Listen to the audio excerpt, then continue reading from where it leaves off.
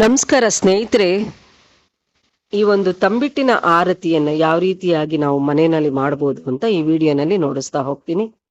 ಮೊದಲಿಗೆ ನಾನಿಲ್ಲಿ 1 ಸೇರಿನಷ್ಟು ಡಿಪೋ ಅಕ್ಕಿಯನ್ನ ತಗೊಂಡಿದ್ದೀನಿ. ಈ ಡಿಪೋ ಅಕ್ಕಿಯನ್ನ 3 ರಿಂದ 4 ಬಾರಿ ಚೆನ್ನಾಗಿ ತೊಳ್ಕೊಂಡಿದ್ದೀನಿ.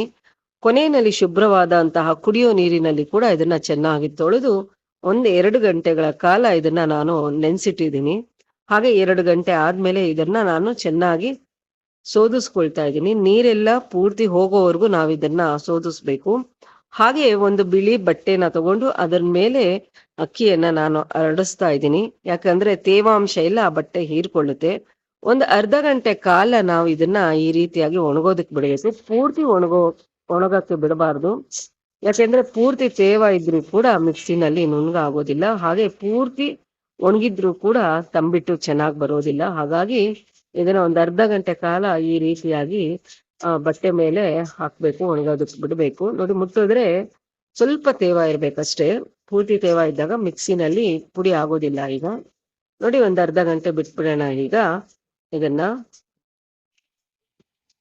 ನೋಡಿ, ಅರ್ಧ ಗಂಟೆ ಆದ್ಮೇಲೆ ಈ ರೀತಿಯಾಗಿ ಅದು ತೇವಾಂಶನೆಲ್ಲ ಹೀರ್ಕೊಂಡಿದೆ. ಈಗ ಇದನ್ನ ನಾವು ಮಿಕ್ಸಿಗೆ ಹಾಕೊಂಡಿದೀನಿ. ಹಂತವಾಗಿ ನಾವು ಮಿಕ್ಸಿಗೆ ಹಾಕೋಬೇಕು. ನೋಡಿ, ಮಿಕ್ಸಿಗೆ ಹಾಕಿದಾಗ ಈ ರೀತಿಯಾಗಿ ಜಲ್ಡೆ ಹಿಡಿಬೇಕಾಗುತ್ತೆ. ನುಚ್ಚೆಲ್ಲ ಬಂದ್ಬಿಡುತ್ತೆ. ನುಚ್ಚು ಅಂದ್ರೆ ಸ್ವಲ್ಪ ರವೆ ರವೆ ತರ ಬಂದಿರುತ್ತೆ. ಅದೆಲ್ಲ ನಾವು ಜಲ್ಡೆ ಹಿಡಿದಾಗ ಹೊರಗಡೆ ಬಂದ್ಬಿಡುತ್ತೆ. ನೋಡಿ ಯಾವ ರೀತಿಯಾಗಿ ಅಂತ. ನೋಡಿ, ಈ ರೀತಿಯಾಗಿ ಆ ಪುಡಿ ಆಗುತ್ತೆ. ಅದನ್ನ ನಾವು ನೀಟಾಗಿ ಜಲ್ಡೆ ಹಿಡಿಬೇಕಾಗುತ್ತೆ.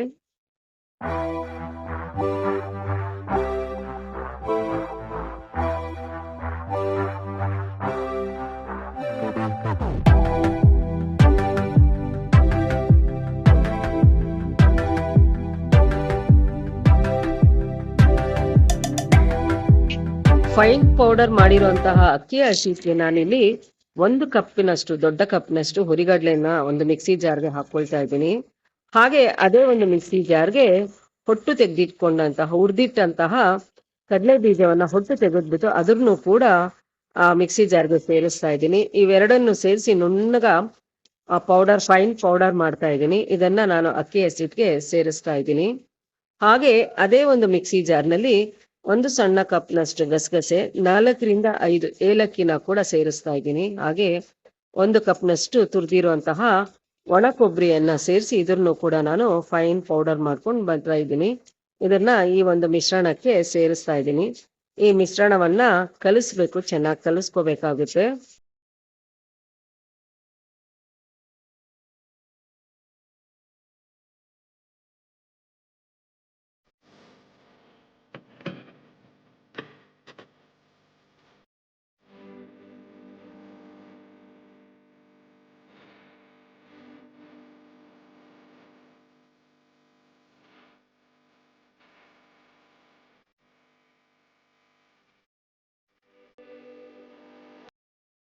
ಈ ಕಡೆ ಒಂದು ಕಡಾಯಿನಲ್ಲಿ ನಾನು ಅರ್ಧ ಕೆಜಿ ಅಷ್ಟು ಬೆಲ್ಲನ ಪುಡಿ ಮಾಡಿಕೊಂಡು ಕಡಾಯಿನಲ್ಲಿ ಹಾಕ್ತಾ ಇದ್ದೀನಿ.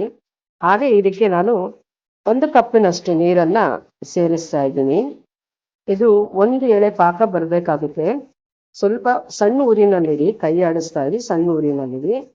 ಹಾಗೆ ಇಲ್ಲಿ ಪಕ್ಕದಲ್ಲಿ ನಾನು ಈ ಒಂದು ಏನು ನಾವು ಮಿಶ್ರಣ ಮಾಡ್ಕೊಂಡಿದ್ದೀವಲ್ಲ, ಅದು ಅಳತೆ ಪ್ರಕಾರ ತಗೋಬೇಕು. ಒಂದು ಚಿಕ್ಕದು, ಒಂದು ದೊಡ್ಡದು, ಆ ರೀತಿಯಾಗಿ ಬಂದ್ಬಿಡುತ್ತೆ ಆರತಿ. ಹಾಗಾಗಿ ನಾನಿಲ್ಲಿ 2 ಗ್ಲಾಸ್ನಷ್ಟು ಈ ಮಿಶ್ರಣವನ್ನ ಒಂದು ದೊಡ್ಡ ಒಂದು ತಟ್ಟೆಗೆ ನಾನು ಇದನ್ನ ತೆಗೆದಿಟ್ಕೊಳ್ತಾ ಇದ್ದೀನಿ.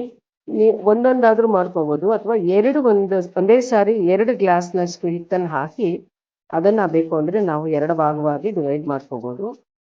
ಕರೆಕ್ಟ್ ಅಳತೆನಲ್ಲಿ ನಾವು ಇದನ್ನ ಹಾಕೋಬೇಕಾಗುತ್ತೆ. ನೋಡಿ, ನಾನಿಲ್ಲಿ 2 ಗ್ಲಾಸ್ ತಗೊಂಡು ಅದನ್ನ ಮಿಕ್ಸ್ ಮಾಡ್ಕೊಳ್ತಾ ಇದ್ದೀನಿ. ಬನ್ನಿ ಪಾಕ ಏನಾಗಿದೆ ಅಂತ ನೋಡೋಣ.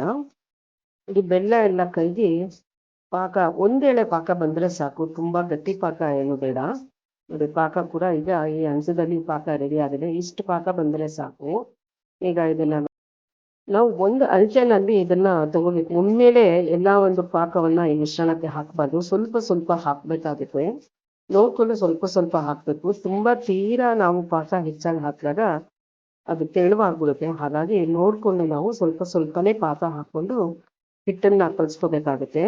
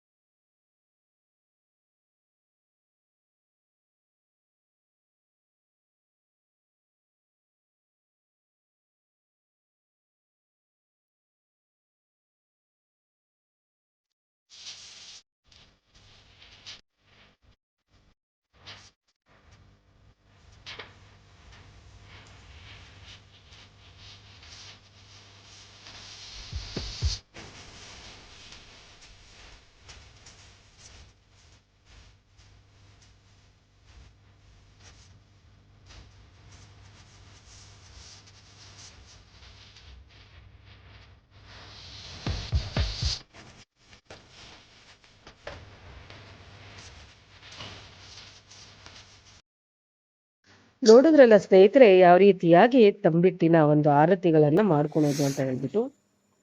ಈ ಚಾನೆಲ್ ಅನ್ನು ಇನ್ನು ಯಾರೆಲ್ಲ ನೋಡ್ತಾ ಇರೋರು ಸಬ್ಸ್ಕ್ರೈಬ್ ಮಾಡ್ಕೊಂಡಿಲ್ವೋ ದಯವಿಟ್ಟು ಅವರು ನನ್ನ ಚಾನೆಲ್ ಅನ್ನು ಸಬ್ಸ್ಕ್ರೈಬ್ ಮಾಡ್ಕೊಳ್ಳಿ. ಹಾಗೆ ಈ ವಿಡಿಯೋ ನಿಮಗೆ ಇಷ್ಟ ಆಗ್ಬೋದು ಅಂತ ನಾನು ತಿಳ್ಕೊಂಡಿದ್ದೀನಿ. ಇಷ್ಟ ಆಗಿದ್ದಲ್ಲಿ ಲೈಕ್ ಮಾಡಿ, ಶೇರ್ ಮಾಡಿ, ಹಾಗೆ ಕಮೆಂಟ್ ಮಾಡಿ. ಮತ್ತೆ ಮುಂದಿನ ವಿಡಿಯೋದಲ್ಲಿ ನಿಮ್ಮನ್ನ ಭೇಟಿ ಆಗ್ತೀನಿ. ಅಲ್ಲಿವರೆಗೂ ಎಲ್ರಿಗೂ ನಮಸ್ಕಾರ.